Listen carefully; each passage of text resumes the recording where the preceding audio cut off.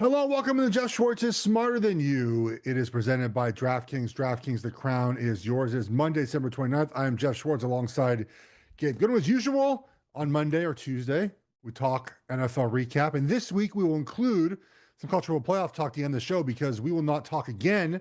Matt and I won't until Friday after the cultural playoff games have concluded. And then Gabe and I will talk again next week to recap everything. Gabe, the NFL went into last weekend thinking week 18 was going to be a dud, right? They're going to have to put on Panthers and Bucks to end the season. No one wanted that as much as the Bucks fans and Panthers fans might want to see their teams play in that big important game. Instead, we had madness as usual because it's national football. Like nothing is what it's supposed to be like. I enjoyed the weekend of football. I don't know if you did or not, but how was your weekend, sir? Was good. I was down in San Diego, and Nice. I caught the game of the weekend, and it was where I wanted to start the show because it brings up some familiar topics among us, both on camera here with you and behind the scenes between me and Hank. I saw Caleb Williams prove to me that he can be that guy, even though he didn't win the game on that final drive. Yeah. Hank saw proof that Shanahan is the coach of the year. Jeff, you're the one who's smarter than both of us. What did you Ooh. see in that Sunday night football game? I did make a bet on Shanahan to win Coach of the Year. So today, and I got a bad number, but I'm hedging this other bet I have on Vrabel. So, um, what a game, man! Whew, what a game! I think we saw two offensive geniuses try to paint their masterpiece, man, against two defenses that stink, and that's what you're supposed to do. We talk about this a lot. Like, what are you supposed to do as a team? If you're the Niners and you're the Bears, you have those weapons on offense with those coaches. You should take care of bad defenses, and that's what they did. Both teams on offense played at such a high level. It was so fun to watch.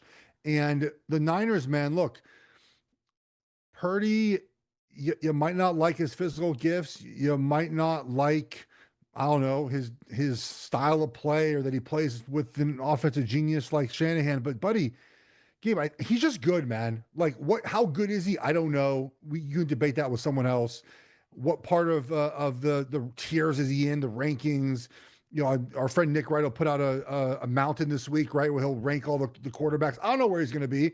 All I know is that he's good. He's good, and sometimes he makes excellent throws. He really doesn't make bad throws. And in the offense Niners are in, it's rolling right now. The problem for the Niners, their defense is horrendous, but that's no one's fault because all their guys got hurt, right? You lose all your pass rush and Fred Warner, and you don't have a chance to be any good. They're piecing together the best they can. Caleb Williams, look, when Ben Johnson signed, I said this, I'll repeat myself because it's important to note. The goal of this season was not playoffs, was not winning the division, which they have done. It wasn't any of those things. It was to end the season knowing Caleb Williams is your guy. Mission accomplished. That's their mission. They accomplished their mission. Caleb Williams is that guy. Dude, the offsides throw he made, where the Niners went offsides, he threw the ball 47 yards, about 8 feet off the ground, right to Colston Loveland. Like those are throws that are reserved for the Josh Allens, the Patrick Mahomes, the Joe Burrows. Like those are throws that only those guys make. And yeah, he failed in the last play of the game. I think it's a little bit tough. Man, the armchair quarterbacks really bothered me because they just think everything is easy to just do, right? DJ Moore was open. Caleb's on the other side of the field. He's not going to see that guy. There was one, he should throw it to Loveland, but the Niners defender sort of slunk back off in the way of the pass. Like the armchair quarterbacking it drives me insane, but the Bears know he's their guy. And he's got to get a little bit more accurate on sort of the easy stuff, right? You can't complete 58% of passes and be good in the NFL. But the superstar stuff is there. And every game I've watched him down the stretch reminds me more of the guy I thought he would be coming out of USC. So my takeaway is the Niners, they play the Seahawks this weekend for the 1 seed. I'm going to pick the Niners right now. I'll tell you that. Shanahan, incredible job. Incredible job. Ben Johnson did his job this year, was to get the Bears knowing that Caleb Williams is the guy of the future. Mission accomplished. Okay, great. I'm happy to hear some of that. Couple things to respond to. One, yeah, I think Madden being as sophisticated as it is has got a lot of, I don't play it, but a lot of guys like me smarter at understanding the clock, knowing the rules, like understanding defenses and strategy. There's a lot of things that Madden makes people smarter about football watching, but not when they watch plays like the one you were describing. Because they're saying, just hit Y. Just hit Y. DJ Moore's open. Like, no, your body can't turn in that direction while you're running for your life to save the game. There's no way to make the throw to DJ Moore no matter how wide open he is. So I'm happy that you just said that because I feel like people want to criticize Caleb Williams for the stupidest of reasons, and that might be the dumbest one I've seen yet. Correct. And it's all of this, right? Like there was a tweet about like they ran the hook and Yeah, lateral right there, right. and and like it's the same guy who's like it's the certainty which people tweet about it, right? Like he just gets out of just go out of bounds, just run out of Yeah, bounds. just go out of bounds, Just right? like the thing I stress all the time, Gabe, is the idea that like there is structure in football, right? And we design plays to go to certain parts of the field. And so that's where the ball is going to go. Like, yes, there are special plays that are made, absolutely. But when you have a play like that, a hook and lateral, it is practice to do one exact thing. You run it all, you might have not, I don't know if they ran that play at all this season. They might have practiced it for 8 weeks in a row. It was practiced the exact same way. It's man coverage, and you run up that alley for a touchdown. They got zone coverage. They got the wrong coverage. And the Niners guy had outside leverage. So Swift said, I'm getting up the field. He got to the 2-yard line. What more do you want from the dude, man? Like, it's that type of stuff that drives me crazy about like the internet film watcher sometimes, where it's like, that's not realistic. It's not realistic for Williams to be in the left sideline and look and hit a guy he was on the other side of the field goal post. Like he was on the other side of the crossbar, like waving his hands in the back. It's not gonna happen. You know, the end of the Steelers game, like, yeah, Rodgers threw the MVS 3 times, but 2 of those, there was like no play to be had. No one was open. What do you want the guy to do? So it just frustrates me, man. I mean, just in the film, by the way, and how much the NFL Pro was $10? Like, you can pay for the film. Everyone gets the film now. You can go find it, easy to find, and it frustrates me. But Williams, man, he was good. Brock Purdy's legit. And the Niners might have the 1 seed, which is incredible, dude. Like, Coach of the Year should go to Vrabel because of what he did for New England. However, they've beaten 1 team with a winning record. Yeah. 1 team. According to DVOA, they're like, Aaron Schatz put out, like, they're like the 3rd easiest schedule of all time for a 12-game winner. And the other 2 teams, by the way, went to the Super Bowl, the 91 Bills and the 99 Rams. So, they had obviously 1 seeds and buys. This is not the case for New England. New England might have a 2 seed and no bye, which makes it much more difficult. But Vrabel probably should get it. Shanahan does have Purdy and Christian McCaffrey, and for the half a season had Bosa and had Kittle for most of the season. Like, they have better players than the Patriots. But Shanahan, he's moving up in the odds, man. Like, if they win this weekend, he might get it from Vrabel. Yeah. I think there'd be a real case to be made, especially because of what you just hinted at, and then we can keep moving to some other teams. But I want to stick with the Niners. Kittle expected back, but Warner's going to be out. You mentioned the defensive line. Like, how do these guys always have another guy? I mean, I guess some of that's coaching, but also like they built a really great roster. And I should mention, I'm not sure we have the tweet, but I liked this tweet the other day talking about, the Niners had what could have been the all-time fumble when they drafted Trey Lance. And then they turn into like borderline dynasty with Mr. Irrelevant. Like, who do we want to give credit to here? The front office, the coaching staff, the players themselves? It's Shanahan. It's Shanahan. Okay. Yeah. I don't think Purdy works anywhere else. I think he might work in other Shanahan offenses, but not like this. And look, but the defense too. I mean, they play ball even without all their best guys out there. Well, they've been terrible for weeks. The offense scores enough points. I mean, you allow 38 points, you're losing most games, right? Like that, the offense has just outscored everyone, which is why when it comes to the playoffs, to me, they're not a trustworthy team, because what if the offense has a weird fumble or a tip pass and they lose 2 possessions in a game and your defense gets no stops, right? Like that's what worries me about Seattle this weekend. Like, Seattle can get stops on defense. If they stop you 3 times or 4 times on defense and you can't stop them at all, you're in a world of hurt. So that is an issue with the Niners. Look, Kyle Shanahan has lost basically 3 Super Bowls, 2 as a head coach and 1 as OC. Tom Brady and Patrick Mahomes twice. They're not in the playoffs this season. There's no Brady, no Mahomes. And so this would be a year where you in theory, get to the Super Bowl, don't have to face a boogeyman, right? Someone that you just can't beat for whatever. And they were up 28-3 and then 2010. And I think they were up, 24-14. Like they're up double digits in all three of those games and lost. So Shanahan's knocking on that door, man. He's close. Yeah. All right. Well, one of the other teams that could get in his way this year plays in about an hour. Well, less than that now. Yeah. So the Rams are playing Monday Night Football against the Falcons. Let's not bother talking about the Falcons or even that game. I'm going to just look past it and say the Rams won. Okay? Is Stafford MVP win or lose in Week 18? Is he competing with Drake May? Is he competing with someone else like Sam Darnold? Like, talk to me about Stafford in the MVP race. So you know what's funny? The thing that actually would be most funny for the NFL this weekend is the Falcons win tonight and win next week. They're 8-9. Okay. Oh. The Panthers lose the Bucks. They're 8-9. The Bucks win. They're 8-9. Three teams 8-9. The Panthers actually go to the playoffs, having lost the Bucks in Week 18 because of tiebreakers, which is very funny. But the Falcons have to win all those games to make that happen. Feels unlikely for that to happen. For the record, I didn't even want to talk about the Falcons, and you just figured out a way to make it about the Falcons, the Bucks, and the Panthers. It's really funny.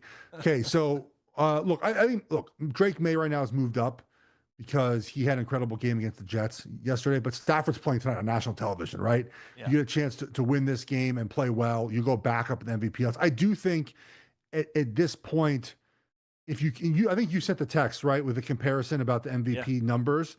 Drake May is probably better with numbers, but also played a much easier schedule. We talked about earlier. And at some point, it does feel like a career appreciation award for Matt Stafford, where he gets this award. Now, to be fair, in 2018, I thought Drew Brees would win MVP over Mahomes for the same reason, like a appreciation award. And it didn't happen. Mahomes won MVP. So maybe Drake May can steal it from Stafford at the end. But also, look, they got the Dolphins next week.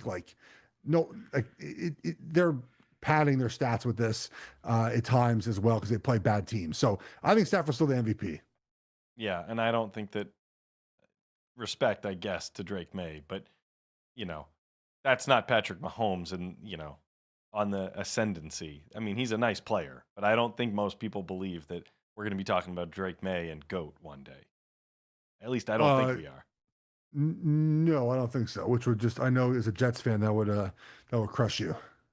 I mean, truly, it would be one of the most painful things in my life if he had 20 years of like Super Bowl appearances in New England. Yeah.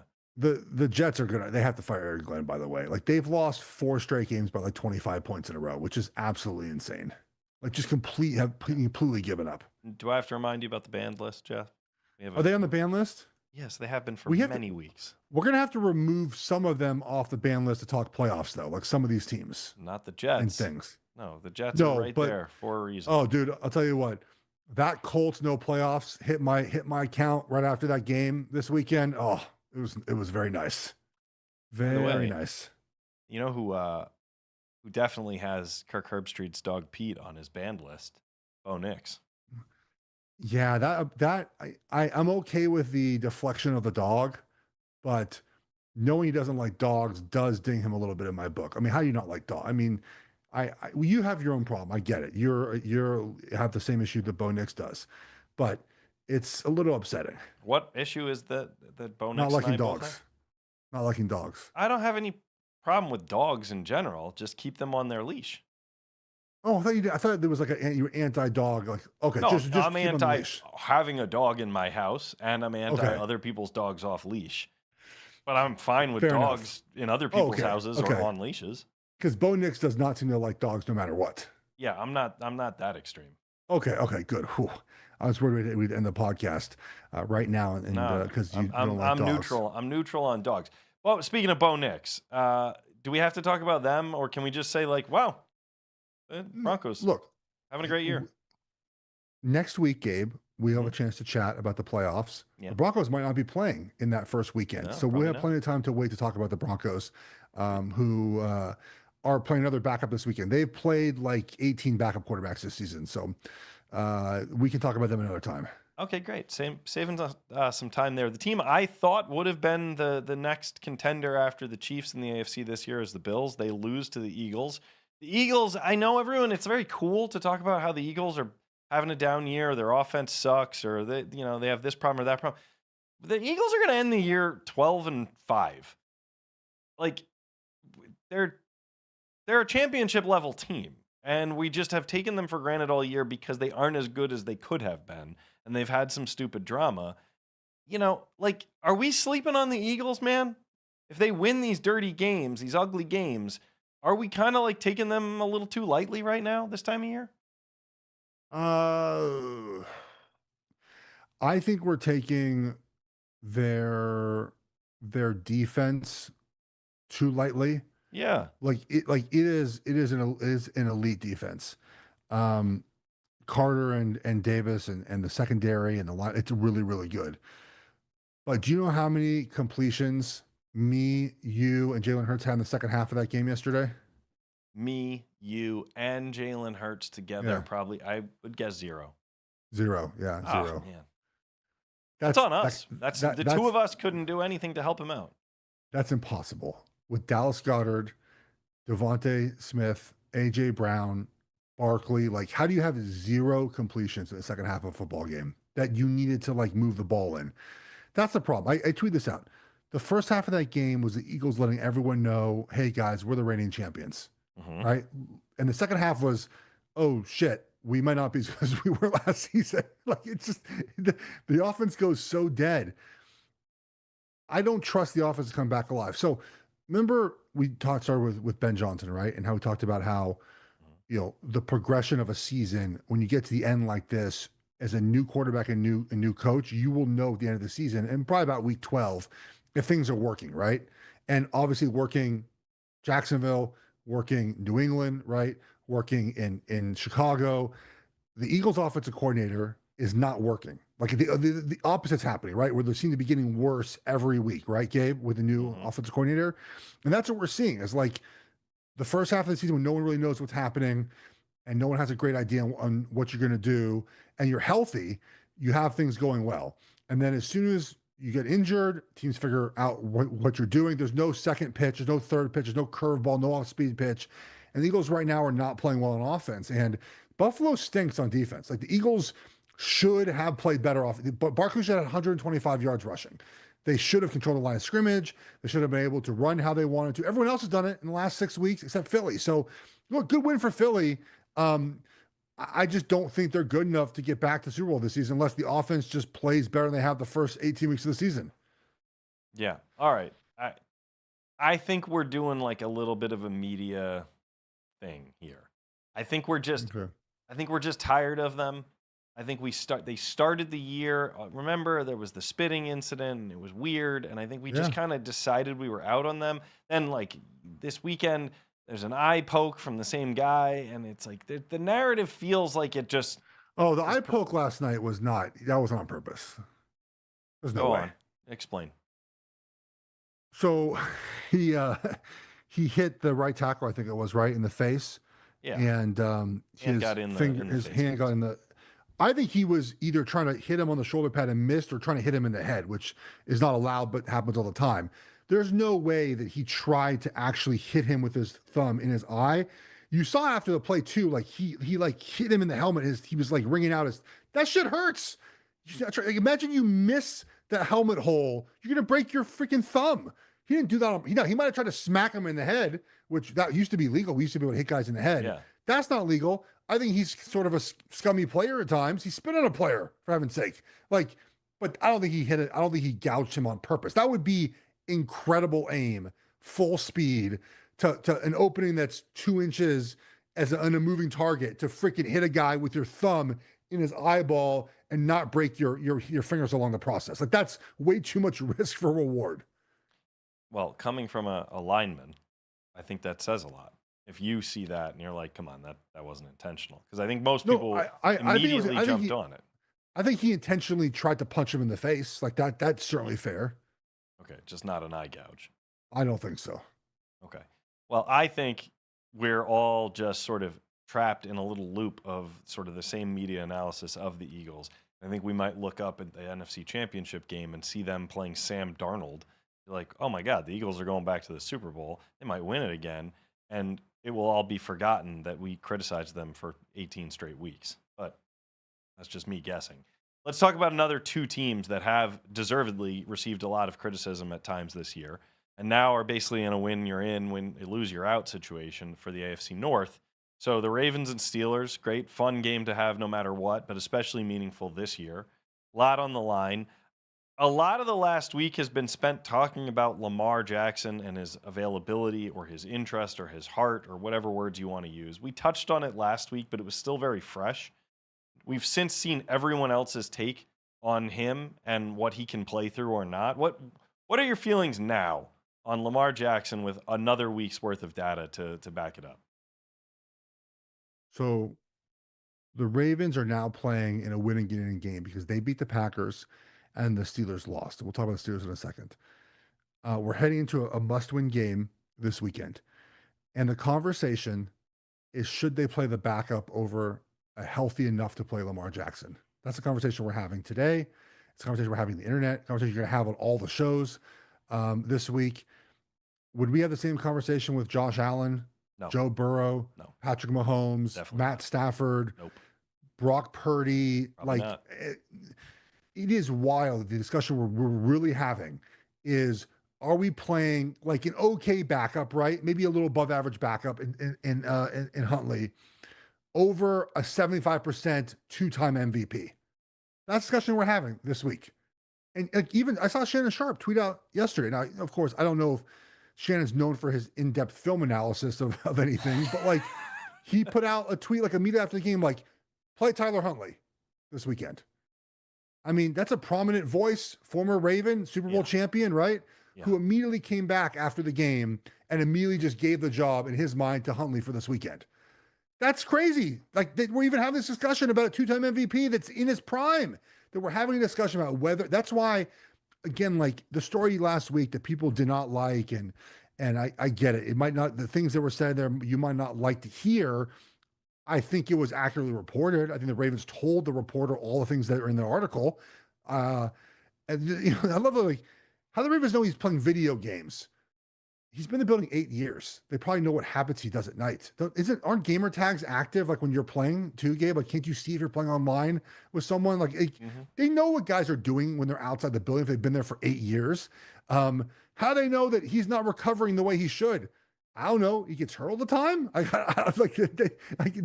And so I think it is wild that we're at the spot now where we're actually debating whether or not Tyler Huntley or 75-80% Lamar Jackson is going to play. Last thing on this. Look, I don't want to question someone's toughness. I don't want to question their pain tolerance, all those things, right? Guys, a back contusion and a back bruise. Did you watch the game on Saturday night? I don't know if you were busy with family. It was like right during bedtime, all those things. Did you watch it all? I didn't get to watch it like you did. Okay.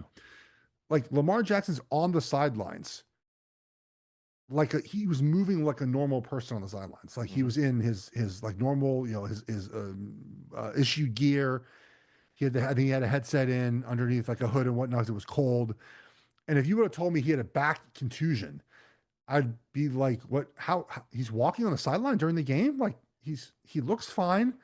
Again, the different pain tolerances, all those things, but to see that and think like he couldn't play, but he can be on the sideline walking around, like part of the reason players are not on the sidelines when they're hurt, Gabe, is because if a like a wide receiver catches the ball near you on the sidelines and he gets shoved out of bounds, can you move fast enough to get out of the way, or are you going to get hurt again, right? Like when I broke my leg and had a cast on after surgery, I can't get out of the way. So I had to go sit upstairs. You see the videos of Fred Warner, right? Upstairs, right? Patrick Mahomes upstairs. So the Ravens thought he was well enough to move out of the way if someone was coming at him. Again, I'm not going to go as far as like, when Nick Wright has said or Willie Colon has said and said, like, he's got to be out there. I'm just saying it's not great that he's not playing and that the discussion immediately was maybe the backup should play. Yeah, and again, I don't know how much Shannon's watching tape, but I think if Shannon feels free to say that, then that means that there's a vibe around the people in the know. Correct. That he doesn't think he's going way out on a limb by putting that out there. Like he's talking to people who are in the loop, is my guess. Yes, or he just the same thing we're doing. Like, here's the article, he reads the articles and he hears what's being said, and he's like, "Yeah, man, like let's roll with the hot guy." Um, so yeah, I mean, it's I don't know, man. I would think that other guys would have been out there in that game. And look, it was great. Look, Snoop played great. They're in the situation now because the Steelers, um, dude, this Matt and I talked about this as one of our best, as our favorite bet of the week was Cleveland. Like, this is a and by the way, it wouldn't surprise me if they won this weekend. Like, this is a Mike Tomlin special. To just here we go. Ready? Steelers are winless, 0-4 and won their last 5 games versus teams entering the game 8 games below 500. So they lost to the 2-10 Bengals, they tied the 0-8 Lions, lost the 2-10 Cardinals, lost the 2-10 Patriots, and lost the 3-12 Browns. Like, how is that possible, man? And it wouldn't I wouldn't put it past them winning this weekend. Just an embarrassing loss to the Browns in a game you win, and you win the division. Like, you are in the playoffs. You get to rest this week. Instead, they have to play a must-win game against the Ravens. Yeah, it's bad, and I've been the Tomlin defender every single time his name's come up on this show for years. So I can't give you a great response to that other than to say he has only coached one game out of 300 some odd games where his team was mathematically eliminated from the playoffs. He is always in it. And I get it. He just made it a little harder on himself. And why is he able to beat teams that he shouldn't beat and then falls asleep at the wheel against these crap teams? I don't know. I don't know how to explain that. But But is this the standard though for Pittsburgh? The standard is this. The standard is we're just going to win 9 games and lose in the playoffs every year. Like, that's what the Pittsburgh standard is. I don't think that that would be anyone's standard. But I think that, as you've told me, as anyone who knows, it's hard to win a Super Bowl. So if you're always in contention and then it's a little bit of luck to get to win the 3 or 4 games it takes in January, like I I'll take the guy who always gets me to January. And that's Mike Tomlin. He's won a playoff game in 8 years. Uh, Okay. Well, do you think he can win a playoff game if he gets in with Aaron Rodgers as his quarterback and that roster, which I believe is expecting Watt back? Am I right about that? Yeah, Do you yeah. think that they get their star on defense back? They got a veteran quarterback. He's won more games than like anyone in the AFC field combined in the playoffs. Can I they maybe make a little look. run? No, they're not making a run. I think they could beat Baltimore, but I don't think they're making any sort of run. Okay, because this is a preview for what's coming next. I don't think I can remember a top 3 seeds in the AFC that would be more beatable than the ones we're going to see this year. So if a 4, I, 5, 6, 7 seed is going to make a run, this is the year to do it. I think this year is the most open year we've ever had in the playoffs. I mean, it is absolutely wild.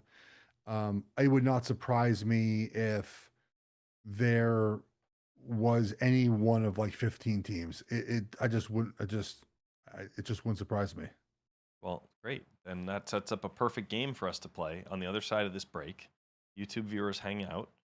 Audio listeners will be right back because we're gonna actually pick the teams that we think have the best or worst chance of actually winning the Super Bowl from the current field when we get back.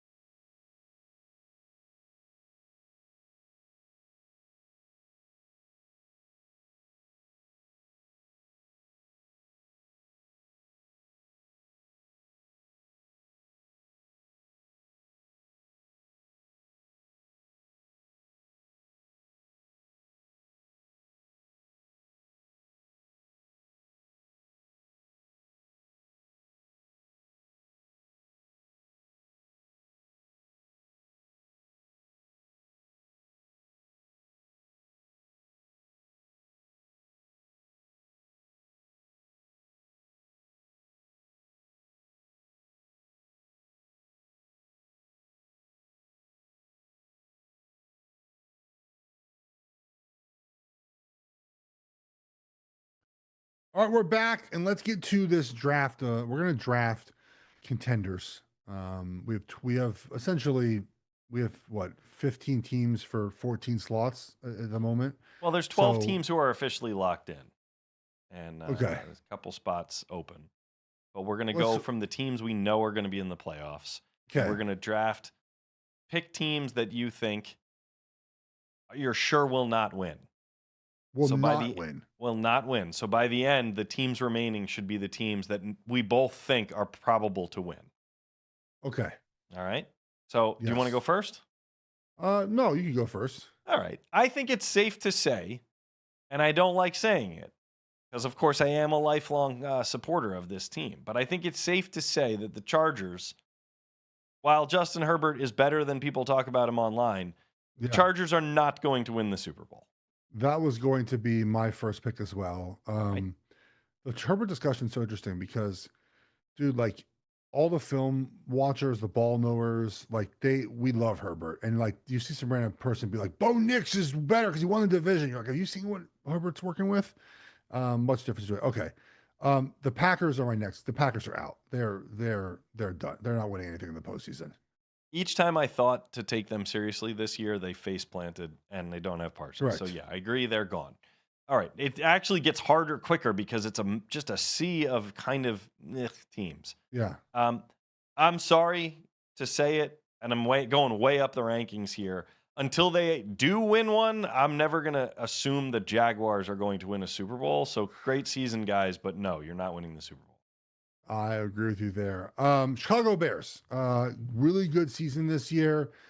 Not ready to be a playoff champion team. Not ready on defense yet. I think Williams, while makes fabulous plays, he just complete percentage and just not there yet. So Bears are not winning the Super Bowl.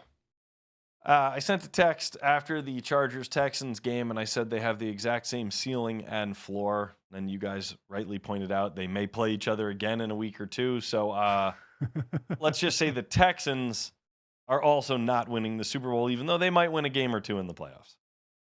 Okay, so now we have three AFC teams and two NFC teams. I will take the Patriots as not winning the Oh, I Super wanted Bowl. to enjoy that myself.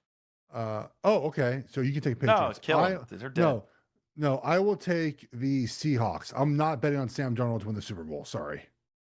All right, same reasoning here. I wouldn't either. And then I will get rid of the Patriots because I'm not betting on Drake May or anyone really on that team to win a Super Bowl, but I'm terrified that they actually might. We have five teams left. I want to eliminate. Well, no, we'll keep the teams as is. Five teams right now. Those are your five contenders? Rams, Eagles, Niners, Broncos, Bills, and the Bills is mostly because Josh Allen's the best quarterback in the AFC. Yeah. I thought you would enjoy getting rid of the Bills from this list. I can't do it because of the quarterback, even though I don't think they're making the Super Bowl. Then again, we have one team left in the AFC, the Denver Broncos, all that's left. No, and I don't see them. I see them Well, potentially making the Super Bowl the way that it's gone this yes, year, but I don't see them beating any of those three teams from the NFC. because they have, if they're the one seed, which they're going to be, because the Chargers are resting Herbert this weekend. If they're the one seed, they have to win one game and then the AFC Championship game. Like it's just much easier. Yeah. Yeah. I've never obviously we can go on DK and make some bets here. I would bet the NFC to be the conference that wins the Super Bowl. I would put all the money on that. It was like, man, like 6 weeks ago, it was like AFC was ahead, I think, because we talked about on Bear Bets, like who would win the Super Bowl. It was like NFC minus, AFC minus like, 120, something like that. Yeah, I don't see it. Okay, well, we'll check back in on Oh, this. here we go. Winning conference, NFC minus 130, AFC plus 110. I would lay the 130. That's fine. I would Seems too. totally easy. I mean, you got the three biggest contenders are coming out of that conference, and that's excluding the one seed. Neither of us are totally sold on Darnold, but I mean, the Seahawks are probably, if not the favorite, like what, second or third favorite right now? Yeah, probably. Yeah. Okay, well, that was a fun little game. Maybe we'll come back and do that again next week. Can I ask you about something that I'm starting to get a little, I don't want to say irritated by, but bemused by? Ask away. Holiday season, rich quarterbacks, they got to give out their linemen, got to give them some holiday gifts. Then social media goes crazy. I think we've reached the tipping point on this. We don't need to know about this every year, but I got to say, man, the gifts are getting more weird and elaborate. Josh Allen gave a quarter of a cow to I'd be in for his that. lineman. You'd Too be much into ground that? beef. Okay. It's too much ground beef, but the steaks are very much worth it. Okay. Seems like a nice gift. I mean, I guess it's fitting, I suppose, for alignment. Aaron Rodgers gave some ATVs out. My buddy Kevin Wilds has a take on that. You can check him out talking about that. The What's his take? Can you tell me quickly? well, I don't know if he said it yet. I don't want to Oh, steal his okay, thunder. okay, It was a okay, good take. okay. I enjoyed it. It's a lot of responsibility owning an ATV. So he Okay, really my burdened thing is like, what am I going to do with an ATV? right. That's kind of his I live take. in this. I live in the city. I'm kind of putting a lot on you when I give you an ATV. I'm like giving you a homework assignment. So when I was with the Vikings, I think Adrian Peterson gave us snowmobiles. Okay, great. That's perfect. That's exactly where I wanted this conversation to go. And so I had already left. I had a bad year in Minnesota. I left immediately. I left town. And Adrian Peterson was 9 yards short of Eric Dickerson's record that season. I didn't start, but I played a lot there in that season. I was a part of that. So I think he got everyone snowmobiles, but I already left town, and I was like, what am I going to do with a snowmobile in Charlotte, North Carolina? Like, I'm going to store in my garage. Like, what am I? I just never collected it. Hold on. Wait a minute. Adrian Peterson, in one of the greatest seasons of all time, gave you a snowmobile and you didn't even accept the gift? I don't recall really ever getting a notice that we could get them, receive them. I wasn't in town. Like the guys that were in town got them. I was not in town anymore. If you texted Adrian Peterson today, and 10, 15, however many years later, and we're You like, had no idea who it was. hey man, it's me, Schwartz, 76, backup right guard from that year where you had a great season. Yeah. Where's that snowmobile at? I'm looking to, get out there this winter. If you send that text, what kind of response you get? Probably looks at me sideways and has no idea what I'm talking about. Can we try that? I feel like you're owed a snowmobile right now. I live in Charlotte, North Carolina. What am I going to do with a snowmobile? This is like the scene in Wayne's World. A gun rack? A gun rack. I don't own a gun, let alone enough guns. What am I going to do with the snowmobile? Now, I got a watch, a Breitling watch. That was great because I don't wear watches, but I have it from D'Angelo Williams and Jonathan Stewart. How about this one? Alex Smith in 2013 gave us Louis Vuitton rolling carry-on luggage, okay? And I have very large shoes. I have a size 18 shoe. And I realized that if I use that bag, the shoes would take up a good bit of that bag, and it was kind of pointless to have a bag that was of that size. So I exchanged it for a purse. That was the first Louis Vuitton purse I got my wife. Was the exchange of the Alex Smith gift. Yeah, no, she knew what I was doing, but I re-gifted the. It just made no practical sense to have that bag. I just wasn't going to fit my shoes in it. It just was kind of pointless to own that bag. What did we? Did Eli Manning get you anything? So I was hurt both years with Eli. I was already in Charlotte. So one year he got the guys a bunch of custom cowboy boots. They went and played in Tennessee and played the Titans. And I think when they went on that trip, he had someone come to the hotel or they went out as a group. I just wasn't in town. I was gone for that. So I didn't feel bad about that. Yeah, I mean, a lot of these gifts are just not practical. And they're sponsored now too, which I used to never be right. Mahomes has the sponsorship stuff. He just gives everyone sponsorship stuff that he gets from a sponsor. And that they post seems on pretty social clear. media. This is not coming out of his pocket because they know it's going to get posted on social media. Correct. Now, I think Josh Allen's half a quarter cow, whatever it is probably getting, unless it's like Joe Thomas's meat company, which is possible too. I don't know if they Joe Thomas owns a meat company. One day, Joe Thomas, future governor of Wisconsin. That's my bet. Beef company. He'd be an interesting governor. I'd be interested to hear his politics. But you got to get into politics first. I'd pass on that. So, But there's a lot of like of the gifts, like the list here, like Caleb Williams gift his offensive lineman Bottega Veneta. That That sounds right. I'm sure that's a hipster thing Hank knows about. What is that? I I'm have no sure idea. that's a very fancy designer of some kind. Jacoby Brissett got some luxury suitcase, a Versace robe, That guy has to and buy people. He's the backup. and cologne. So yeah, Let I me don't ask you know. something. If you play, Yeah, you've said many times like Trent Williams is a freak. He's just different, right? yeah, Why do you and him get the same gift if you play on the team? That doesn't seem fair. yeah, yes. That's yeah. No offense, Jeff. Why are you getting the same thing as that guy? I don't know. The watch is nice though. I like my Breitling. I don't wear it. I think I know where it is. If your Nice. line is like Burrow's line, like notoriously bad, like laughably bad, do you just like get I less of a think gift?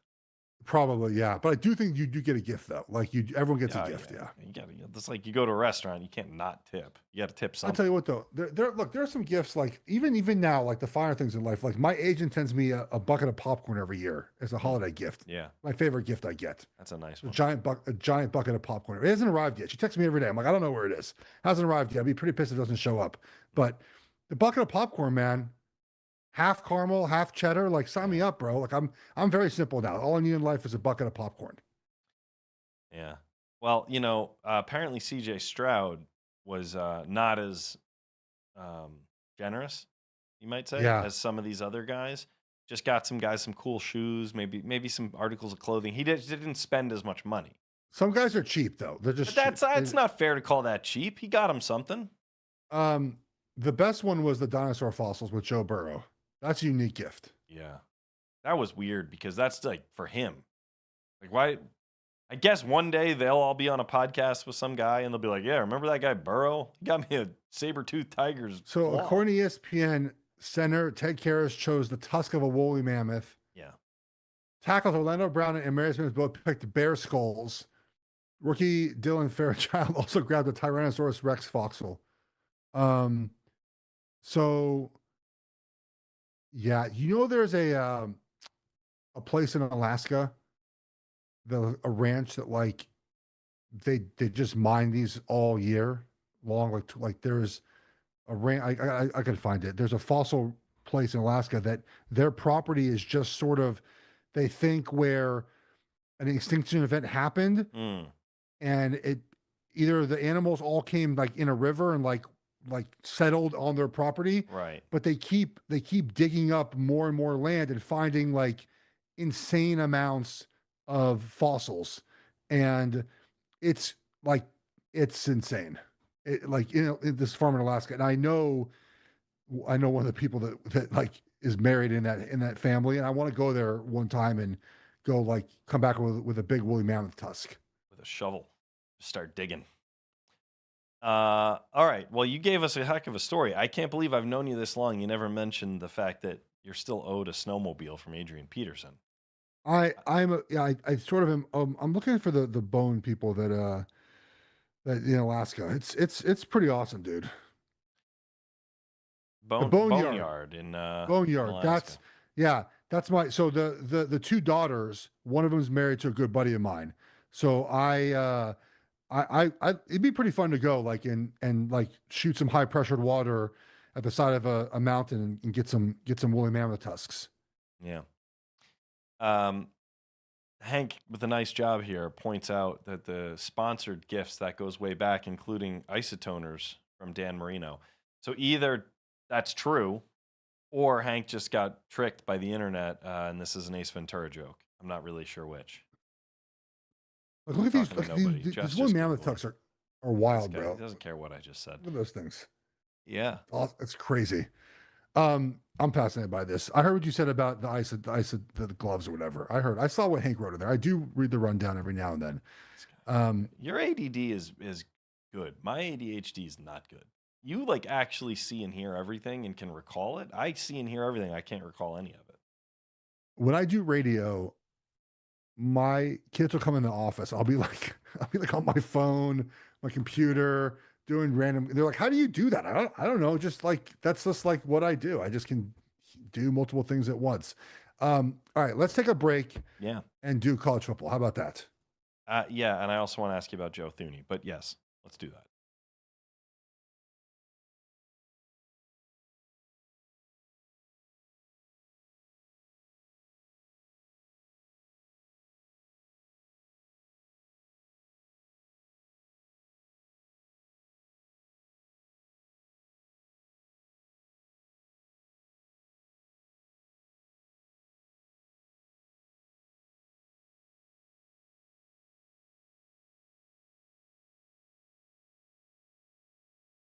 All right, we're back.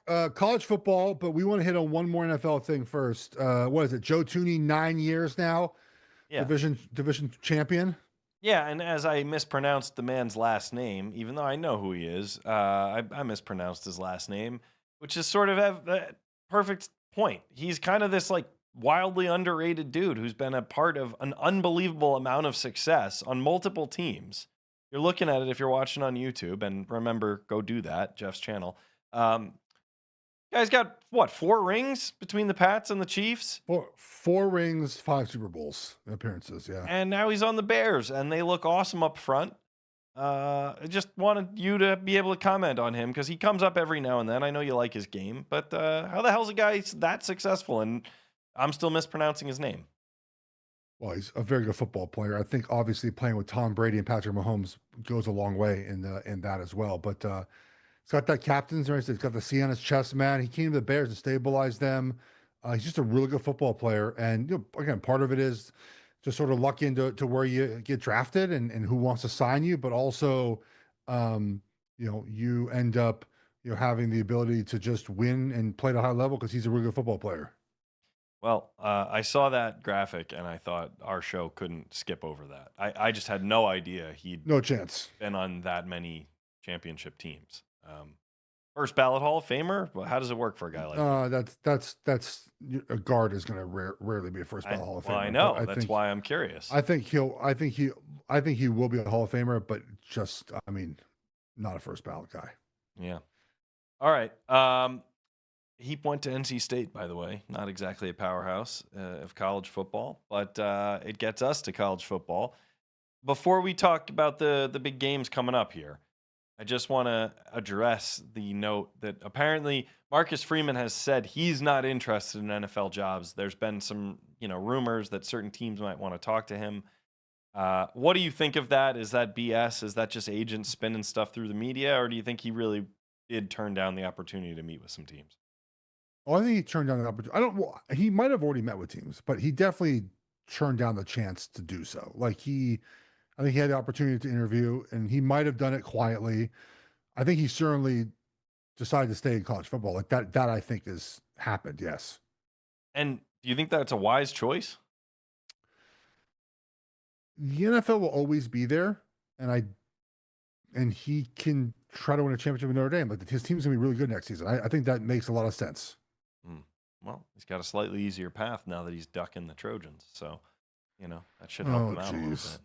Oh God, look at Riley today too. Just USC, enough, please, enough of this nonsense. Okay, all right. Let's channel your bias in more positive ways. The Ducks are the only close game according to the lines here. Are you nervous about Texas Tech? What's the scouting report? What are you thinking going into this one? And then you can hit all the games. Can I give you one bold take really quick? Yeah, give me all the takes. I think all bowl games should be played in good weather. Okay. I don't think bowl games should be played in snow and cold weather cities. And I said this on the internet. People were like, that's not real football. I'm like, I don't know. 65 degrees in Tampa feels fine instead of playing at 32 degrees Yankee Stadium. Like, who wants to play in Yankee Stadium or Fenway Park? Like, your bowl game should be reward for a season, and it shouldn't be reward to go play in snow, in my opinion. Is that a bad take? People don't like that take on the internet. I don't. Look, Jeff, I think you've proven your bona fides. You're a tough guy who likes to play in the elements. You're a lineman. I don't think it's wrong to say that these few games at the end of the year, which are clearly just a TV product anyway, they should be played in nice weather. I agree. All right, Oregon and the Texas Tech. So Very interesting matchup here. I don't even know where to begin. Texas Tech's defense is really good. Their edge guys, Height, Bailey, the linebackers, Rodriguez and Roberts are studs, best of the best in college football. And the same sort of thing I said about Oregon James Madison, I think applies here, where like Texas Tech just hasn't seen this Oregon team this season, right? They just haven't played a team like them. I know people will point to Utah and maybe BYU, but it's not the combination of the offensive line, the running backs, tight ends, and then Dante Moore, right? It's not that. Okay. And Oregon has played more defenses that are closer to what they might see. Indiana, Iowa, even a Washington, than Texas Tech will have seen on offense, if that makes sense, right? Like Texas has not played a top 35 passing offense all season. Their guys are really good though, Gabe. They can still ruin the game. But I think we have a little bit of advantage there. On the other side of the ball, um, I just don't trust the Tech offense to put up points on the board. They are one of the worst red zone teams in the country. Their quarterback's playing with a fractured leg, even though he said it's better. It's still a problem. He can't move. I think we have an advantage with our defense and style of play than what Texas Tech wants to do offensively. And so I feel good. I feel good about our chances. A couple things just like intangible stuff that I think matter this time of year. So Oregon's talked a lot, Gabe, about how they learned from last season that if you're a playoff team, you want to peak now rather than peak in week 6. Mm. And that's a lesson that's new to college football because there hasn't been a 14 playoff, right? Excuse me, a 12 team playoff. I think Oregon last year, when they played Ohio State was better than them. Don't get me wrong. It's not the result is not going to change of that game. But I think there's a mindset the first time doing something that you're happy to be there and you're overconfident. That feels very natural, right? To be that way. We're number one in the country, beat Ohio State, and they weren't playing their best football to end the season. This year was the opposite, right? Where they sort of had adversity at times, where they had guys hurt at times, and they've been getting ready to play this game on January 1st all season long. And they talked about like this year, the process has been different in the post. Now they've played JMU, of course, but the coaches have talked about the process being different this year to get them ready to peak now, right? This is the time to peak, the next 3 weeks. And Texas Tech just hasn't done this before. They haven't been here before, right, Gabe? It's brand new for them. And we saw last year, sort of the brand new didn't go very well for a lot of teams, right? Didn't go well for Indiana. It didn't go well for Oregon. It didn't go well for Arizona State wasn't as good as Texas, but it's just so that intangible I think plays a role in this matchup. Yeah. I to be honest, I'm still catching up on what Texas Tech is, and the only thing I really understand is that one dude basically bought the team. Yeah, he's Uh, a former offensive lineman. Yeah, yeah. yeah, oil guy who used to He, play he there. bought he bought a softball pitcher that get him all the way to the championship game, which is Hank's Longhorns beat Texas Tech because they're just better. But they got the girl from Stanford who's they paid her $1 million a year. Incredible. I look by the way. I love this dude. I love that the dude just came in and was like, I have a bunch of money. I'm going to buy better football players. And Bailey and Romeo Height, like they are very very good on defense. Like their individual pieces are great. No one has really run at them all season.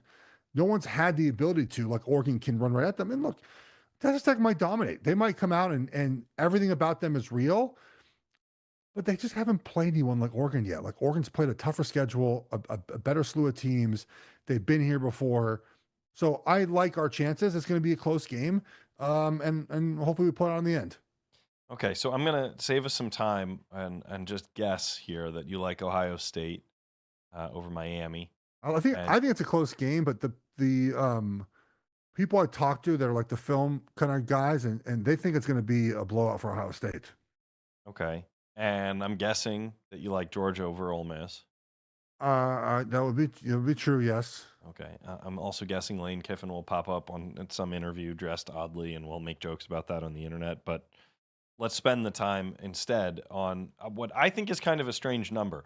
So Indiana, I see as a touchdown favorite against Alabama, which feels like I don't know if there's a word for this among you gambling dorks, but it just feels like they want to show Indiana some respect and not not admit that they think this is going to be a much closer game by making it more like 3.5, 4.5, 5.5, something like that. 7 feels like a lot against Alabama. I get it. Oh, I get this I year think is not the best year in Alabama history, but like, really? I think Indiana's going to smoke them. Really? Yeah, I think so. Yeah. Tell me Bama why. can't Bama can't run the football and can't rush the passer. And those are really big concerns. They're 131st in the country in pass rush grade according to PFF. They're in the 110s in pressure rate. They can't get to the quarterback, and that feels like the worst spot to be against Indiana. Like you have to pressure Mendoza.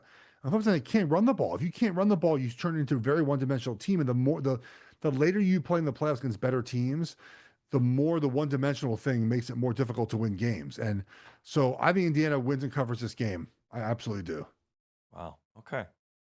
Yeah. Yeah, I mean, I'm going off brands here. I'm not. That was much better analysis than I can give. I Oh, can't yeah, no, see. I get it. I thought I told you 2 years ago when Cincinnati was hired that that 2 years later they'd be a 7-point favorite against Alabama in a playoff game. You would have told me I was nuts. Nuts. Yeah. Yeah, I mean, and I get it. Alabama's path here was weird, but sorry, like we're playing on New Year's Day, and it's Alabama, Indiana. Like, really, that's surprising to me. How do we feel about USC's bowl game? How are we feeling? Come on, man. What are we doing here? Are the wide receivers playing? No, they're out, right? No. I don't know about Lane. Makai's not playing. I'm just curious if you're like USC TCU, man. Like what a Alamo Bowl. Like, come on, man. I think USC TCU. Oh, it's tomorrow. Yeah. I didn't realize it was tomorrow. TCU'd be a nice that'd be a nice second round game in a couple of years. I think that could happen. TCU finds its way back. You lost your defensive coordinator today, by the way. Okay. I don't care. I mean, granted, that was a hell of a lot more defense played than the last few seasons, but they still don't practice tackling. So find me a guy who can teach my team to tackle, and I'll start to fall in love with him. When is the next USC women's basketball game we're going to? We beat Nebraska earlier today. Did you go? No, wasn't there. Okay. Got a tricky stretch, man. You know what it's like.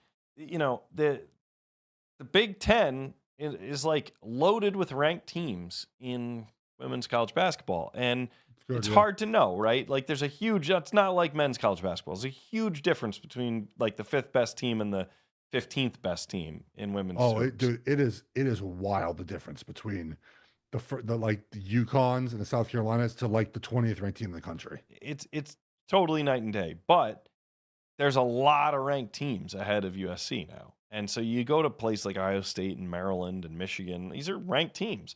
So I don't really know how they come out of it, but I will tell you, as I told you before, Jazzy Davidson is a name to know. Their next game is at Applied Pavilion on Saturday. You should make the trip up to Westwood. Yeah, well, yeah, Coach Close is going to be pissed if enough media don't show up to that one. That's a little fair though. I think her anger 100% fair was righteous. So she's right to say that, and her team's awesome, and there will be media there for USC UCLA. Yeah, that's still honestly the best game I've seen live in person was last year between those two teams with Juju. Best performance I've ever seen anyone have in any game of any kind. Lauren Betts is large. Yeah, she's a strong woman. She's a strong woman. They're a large team. They're the biggest team out there. They have no women under, I think, 6'1". Is she 6'8"? I don't know if she's 6'8", but she's big. We had a girl on the team now. Yeah, we had a girl when I was at Oregon who was 6'6". She looked at me right in the face. Yeah.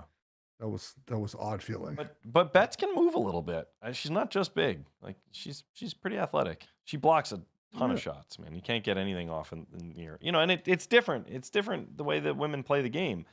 You know, they're not doing as much in the air. So if you have somebody that big right in the middle of the paint, like there's really no way to get to the hoop. You got to shoot. I explain the difference in the games because I watch enough women's college basketball by now. Like women's college basketball is a horizontal game. Men's college basketball is a vertical game. Like that's just a big difference in the sports. And if you accept it for what it is, it's not a bad product to watch. The best. There's some bad basketball, but like the best is still good to watch. if you want to teach young kids how to play basketball, you're better off watching women's basketball than the NBA. You're not learning the right thing in the NBA because those guys can do No. things that no kid you'll ever be around can ever do. Correct. Well, we did something no one else can ever do. We finished a podcast episode talking women's college basketball. So that's something I don't I think anyone we've else done can that do. a few times, but yeah. sure. All right. Well, Gabe, enjoy this as usual. Please rate, review, subscribe. We'll be back on Friday. We'll recap College Football playoffs and we'll get to 3 important games this weekend. We'll have to find 5 wagers. So we'll have to make it work. We were what were we? Well, we're 2-2, need the Rams to cover to go 3-2. So that's where we're at in this week right now. Gabe, good talking with you. Yeah. We'll talk to everyone on Friday. Take care, everybody.